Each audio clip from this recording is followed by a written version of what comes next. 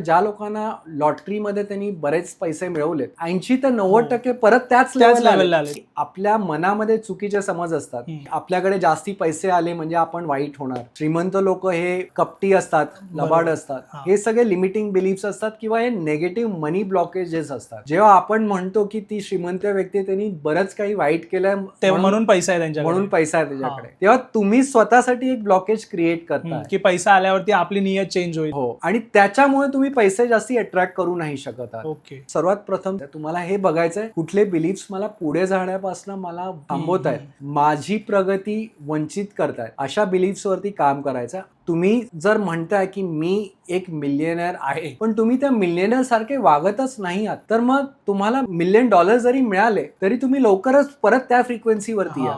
आणि असं म्हणतात ज्या लोकांना लॉटरीमध्ये त्यांनी बरेच पैसे मिळवलेत, बरोबर, त्यातले 80 ते 90% परत त्याच लेवलला आले, कारण त्यांना तो वापर कसा करायचा नाही तर माइंडसेटच नाही. आणि ज्यावेळेस त्यांच्याकडे एवढा अमाप पैसा आलाय त्यावेळेस त्यांना वाटलं की काहीतरी चुकीचं आहे, कारण की त्यांचे लहानपणचे जे बिलीफ सिस्टम्स होते ते पैशाच्या बद्दल फार चुकीचे होते.